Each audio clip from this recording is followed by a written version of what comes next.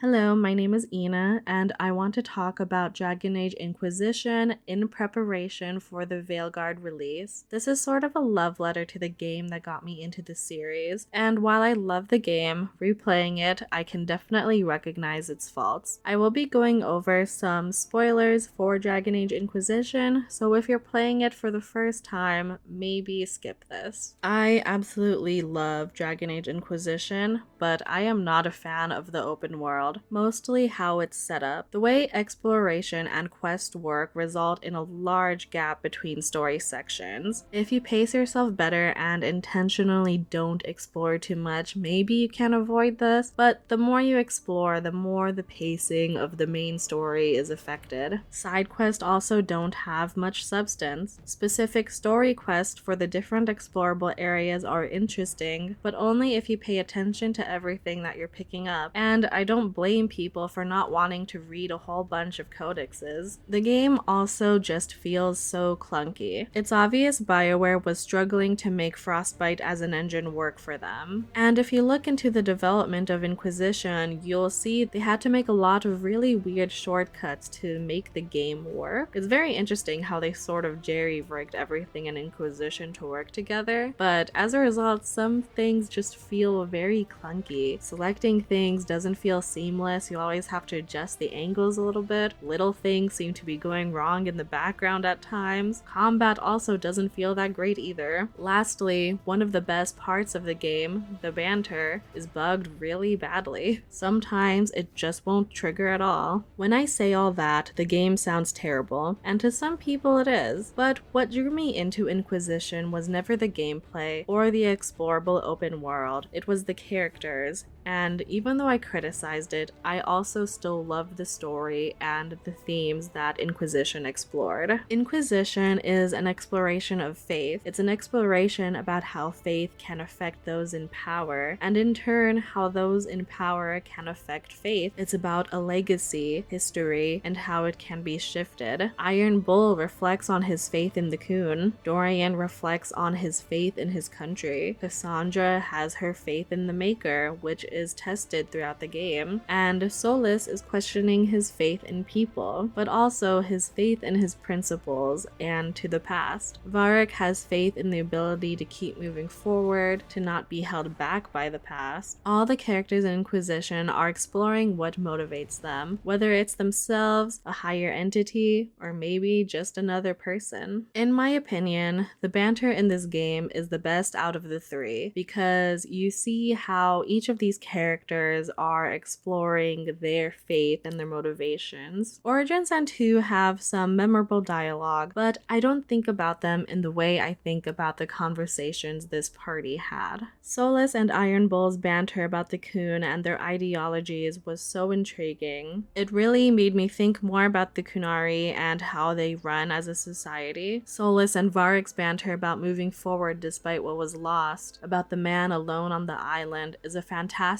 banter to listen to, especially before the Veilguard. Blackwall and Sarah are so friendly with each other, it's so sweet. You also get to hear Iron Bull and Dorian's romance blossom if you didn't romance either of them. There are so many characters that I could talk about, but that would make me go on and on and on. Sadly, banter is so bugged in this game. I highly recommend downloading a mod using Frosty Mod Manager. I'll link the one I used in the description. It is so helpful and it made my last playthrough so fun, and you can adjust the time that the banter will trigger. This is my only required mod for the game because hearing the banter trigger more really just enhances the exploration experience. Lastly, I really enjoyed Inquisition's exploration on how the heroes are remembered. Hawk is described to be a champion of their city, but people don't realize that this person lost so much in the process. People don't truly know the hero of Ferelden's story, and no matter the origin, they have a really tragic background. Dorian has a line about how the people won't thank the Inquisitor for what they did, and that only becomes more apparent as you play through the rest of the game. No one will thank me whatever happens.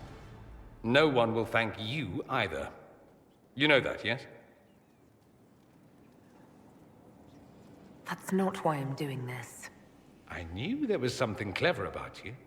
Even though the Inquisitor is placed on a high pedestal, some look to them as a religious figure, it only takes a simple action to knock it all down. In Jaws of Hakan, we see how history can be butchered. Inquisitor Ameridan, being an elf, was completely wiped from history. His friends were wiped from history, despite the fact that they saved Orlais. Everything Inquisitor Ameridan wanted ended up being so twisted. Inquisitor Ameridan's party is a reflection of the current Inquisition and how the current Inquisitor's legacy can end up. I'm playing through Trespasser right now, and I already know what I want to do with the Inquisition, but I really look forward to what they're doing now in the Veilguard, and I hope the Inquisitor gets the ending they deserve. I want to close this video out with my thoughts and hopes for the Veilguard. I have really high hopes for this game. I'm thrilled by what I'm seeing and by what the content creators I trust are saying. A lot of my problems from Inquisition are directly addressed. The story is now mission-based. There are areas to be explored without it feeling pointless because of the large amount in an open world. Quests are going to add substance to the story and not just be fetch quests, it's character focused. From the gameplay I've watched, it seems that they truly know how to work with Frostbite now. It looks so much more fluid and seamless than how Inquisition felt. I also know from interviews with John Epler that the theme of the Veilguard is regret, and I'm excited to see what everyone's regrets are and how they all move forward. Thank you for watching this video. I hope you enjoyed, and I hope we're all excited for the Veilguard. I really love Inquisition, and replaying it just reminded me of how much I love it despite the flaws that this game has. I'm excited to see the improvements BioWare has made in the 10 years that this game has been developed. I'm excited to see how the story moves forward from here, and I really am just so happy to be in this community and just to be experiencing this event with everyone. It's very fun. It's fun to see a lot of the people on Twitter or like YouTube to be so excited for this release as it's getting closer, and people like sticking up for each other despite the increase of trolls and very mean vibes. People can be so rude just because others are excited for a game that they don't like. Anyway, I'll see you all in the next one, and expect to see more Dragon Age content because I am just really into it right now. I have not touched Marvel's Midnight Suns in a fat minute, but hopefully I will still be able to beat it, but that's definitely not gonna happen this month. Okay, now I'm actually gonna go. I'll see you in the next one. Bye.